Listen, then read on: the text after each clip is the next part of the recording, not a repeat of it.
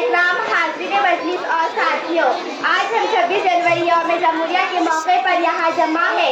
लेकिन क्या आप जानते हैं यौम जमहूरिया प्रजासत्ताक दिन या रिपब्लिक डे क्या है? मुझे यकीन है कि हमें से बहुत कम लोगों को मालूम होगा कि ये कौन सा दिन है। आइए मैं आपको बताती हूँ क्या है 26 जनवरी, क्या है 15 अगस्त, क्या है हमारे असलाफ की कुर्बानियाँ, क्या है हमारे हकूक़, क्या है आज़ादी, क्या है इंसाफ और क्या है आज हमारे मुल्क के हालात। जब पड़ा वक्त गुलिस्तां पे तो खूब हमने दिया, जब पड़ा वक्त गुलिस्तां पे तो खूब हमने दिया, अब बहार आई है तो कहते हो तेरा काम नहीं। 15 अगस्त 1947 को हमारा मुल्क अंग्रेजों के चुंगल से आज़ाद हुआ और आज से 74 साल कबल आज ही के दिन हमारे मुल्क के लिए नया कानून नाफिज किया गया और हर हिंदुस्तानी को जमहूरियत का तोहफा दिया गया। जानते हो जमहूरियत क्या है? जानते हो दस्तूर या संविधान क्या है? मैं बताती हूँ आपको। ये दस्तूर 2 साल 11 महीने की दिन रात की मेहनत व मशक्कत के बाद मुकम्मल हुआ, जिसे बनाने के लिए अब आइए देखते हैं ये दस्तूर या संविधान क्या है और उसने हमें क्या दिया। उसने हमें दिया है इंसाफ, आज़ादी, बराबरी, यकजहती। क्या आप जानते हो इंसाफ क्या है? कम लाख और देशद्रोह के फर्जी मुकदमात में फंसाकर बेगुनाह लोगों को 5-5 साल 10-10 साल जेल की सलाखों के पीछे सड़ा देना, उनका मुस्तकबिल बर्बाद कर देना, क्या ये इंसाफ है? जी नहीं, ये इंसाफ का कत्ल है। क्योंकि जिन लोगों की जिंदगी के इतने साल जेलों के पीछे गुजरे उन्हें सबूत के नाकाफी होने की बुनियाद पर बाइज्जत बरी कर दिया गया। अब आइए देखते हैं आज़ादी क्या है। आज़ादी मजहब की, आज़ादी इज़हार ख्याल की, आज़ादी अपने अकीदे की।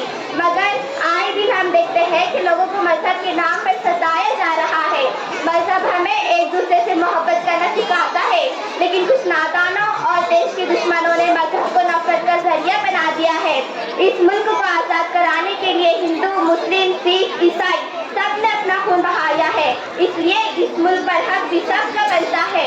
मगर मुट्ठी भर से हम लोग चाहते हैं कि देश सिर्फ हमारा ही हो, तो ऐसे लोग जान ले और समझ ले कि उनका ये ख्वाब कभी पूरा नहीं हो सकता, क्योंकि हमारे मुल्क भारत की खूबसूरती ये है कि यहाँ जात और मजहब के लोग हमेशा से मोहब्बत से रहते आए हैं और एक दूसरे से यूँ मिले हैं जैसे पानी में शक्कर।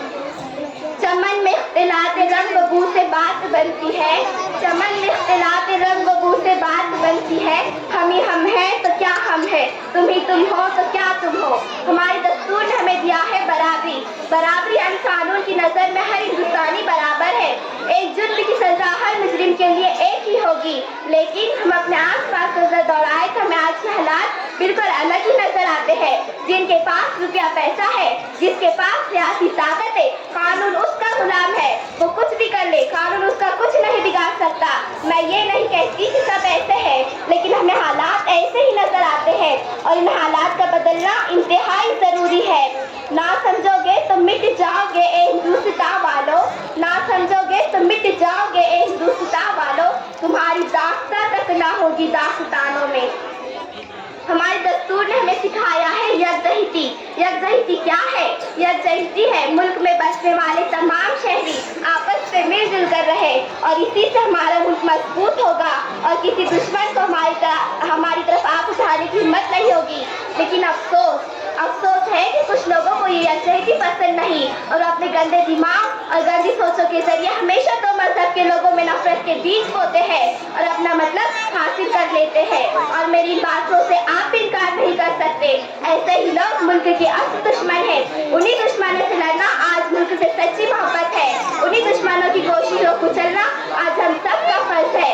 तो आइए हमारे मुल्क के दस्तूर और संविधान ने हमें जो कुछ दिया है हम उसकी हिफाजत के लिए खड़े हो जाए और मुल्क को तोड़ने वाले उन बुज़दिलों को बता देंगे हमारे जैसे वफादार कम ही निकलेंगे, हमारे जैसे वफादार कम ही निकलेंगे।